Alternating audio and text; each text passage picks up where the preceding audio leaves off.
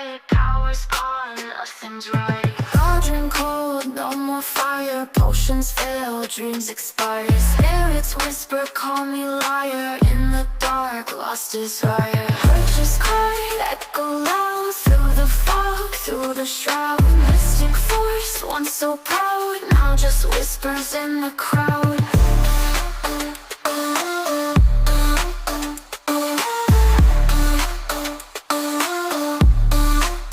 Babalan TV. Hello Aries, welcome po sa inyong reading. So this is for March 8 to 14th, no? Para po sa mga bago, don't forget to click the subscribe button, smash the like button, comment below kung kayo po ay nakaka-resonate, and hit the notification bell. Kung gusto niyo pong sumali sa ating live sessions, doon po yun sa ating kabilang channel.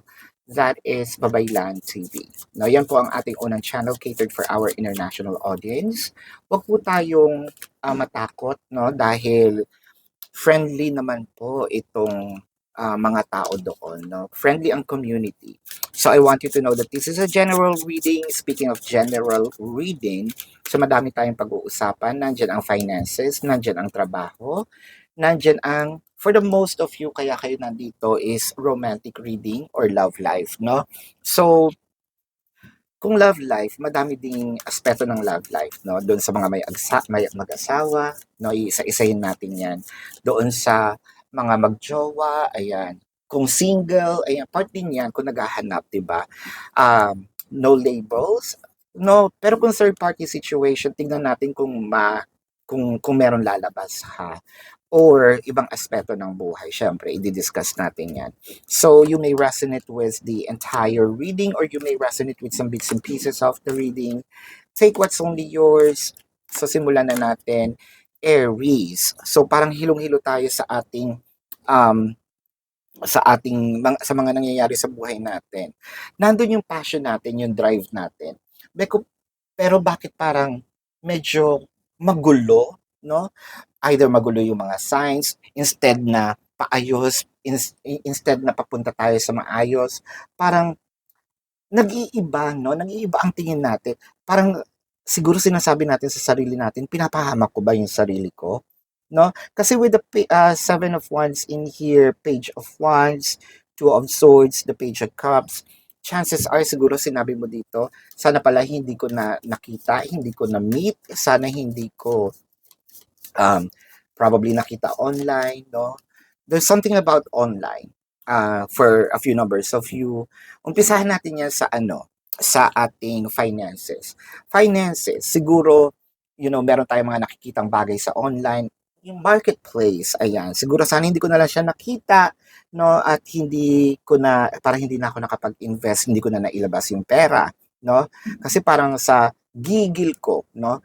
Nag-trust ako dito sa isang online something, no? Na mag-invest o maglabas ng pera or bumili ng isang bagay. Wherein meron naman sanang specific place na sana pala in-effort ko na lang, nagpunta ako or chinek ko muna bago ako naglabas ng pera, pero hindi. Dala ng aking mapusok na damdamin. Ayan. Sinunggaban ko agad kasi baka mamaya maubos, mawala, no? For career and job, ayan. Kasi sa gutom natin para kahit naman sino, no, kapag na-promise ng isang magandang trabaho, bakit hindi?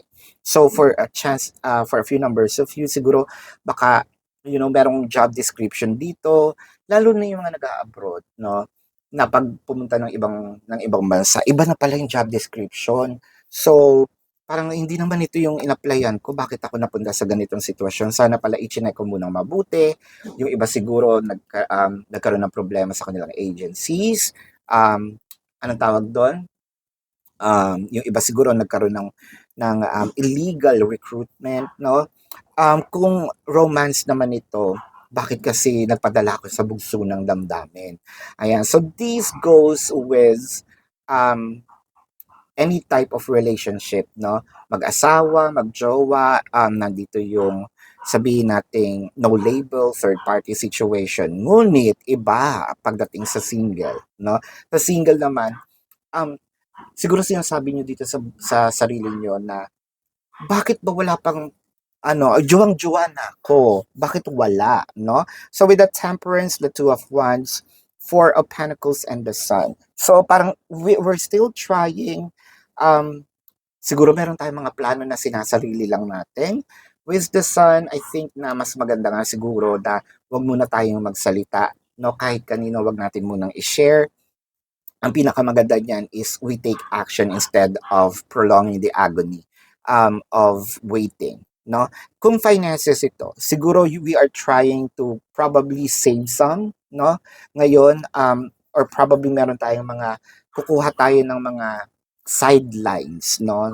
Sana sa mabuting paraan para makapag-save tayo. I feel like mababawi naman natin din itong mga nawalang ito. Ngayon, kung job related ito, with the Temperance, the Two of Wands, the Four of Pentacles, and the Sun. So we're trying to do something probably to keep here, no? Siguro sa sinabi niyo, dito na lang muna ako. Alam kong hindi maganda ang nangyayari or parang ayoko yung nangyayari, pero wala naman ako magagawa right now. What I'm trying to do is to make the most of my time here, no? Siguro tatapusin ko muna yung contract and then ito talagang mag-iipon ako ng bonggang-bongga, no? And then I will use this for something else na I'm going to make sure hindi na ako babalik sa sitwasyon na ito. No?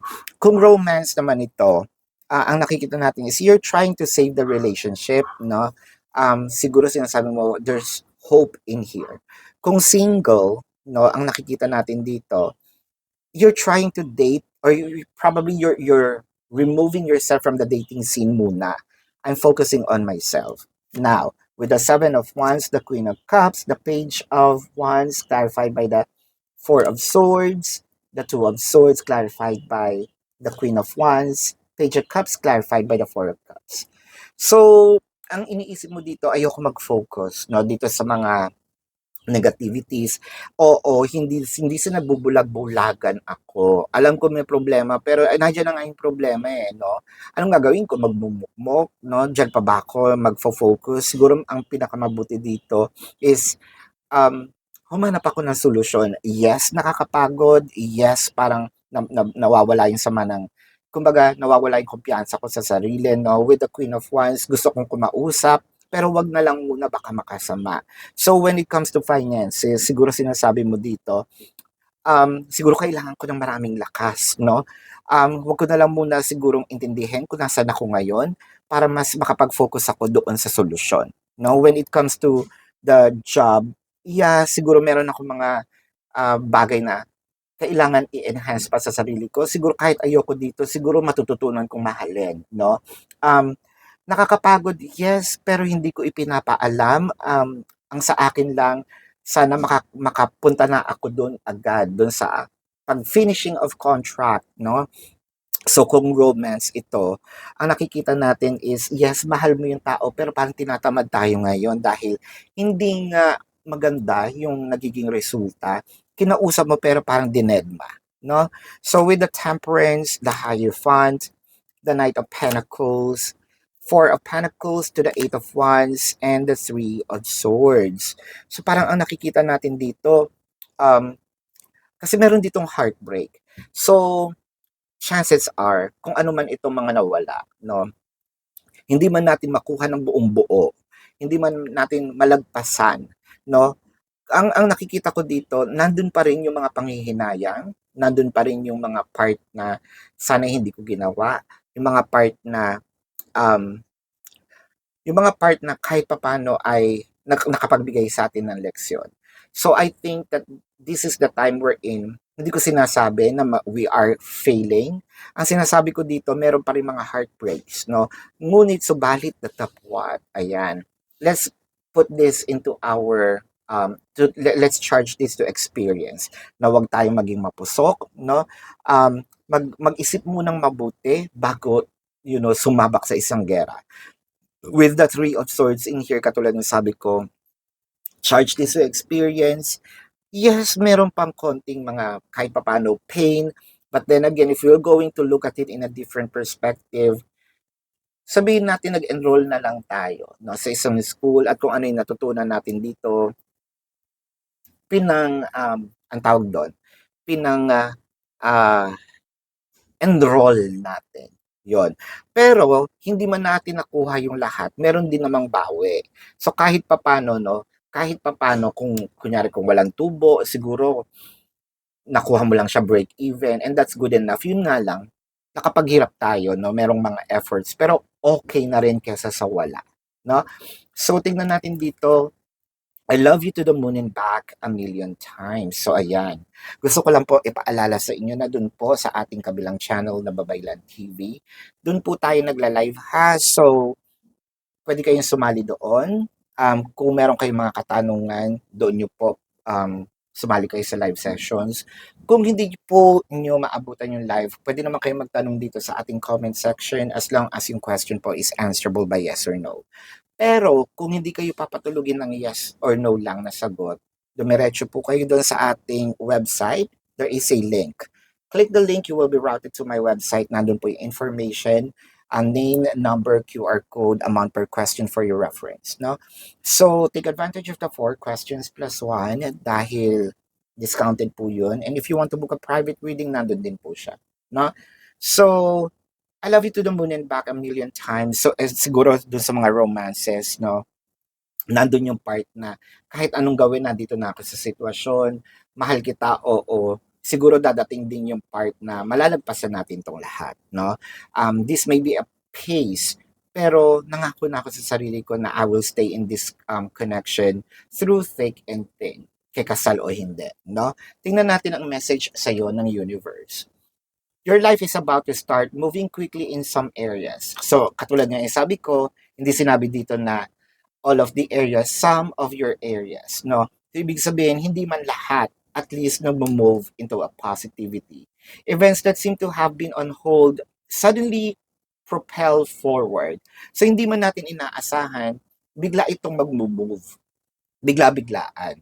Ngunit subalit datapwat, no? Ito yung sinasabi natin, hindi man sa lahat, at least kahit papaano nakakaluwag-luwag na tayo ng paghinga, no?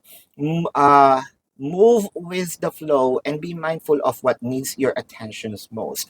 So yun nga yung sinasabi ko kanina. I think that we're aligned in this reading na nandito na yung mga challenges eh. So doon pa ba tayo magfo-focus? What matters most is for us to find the solution, no? Make decision rationally but sensibly. So hindi lang basta para puro utak, hindi lang basta puro puso, no? I think that it requires balancing. And katulad nga sinabi natin kanina, there are learnings in here that you need to probably harvest or gather, and that is what you're doing right now. Kung this is a romantic reading, let's check the zodiac sign of your person. I'm seeing Sagittarius, Taurus, Leo, Virgo, Capricorn, Pisces, Scorpio, Cancer. Did I just said Leo? Yes. So this is your reading. Love and light to you. Namaste. See you po sa susunod na readings. Goodbye. You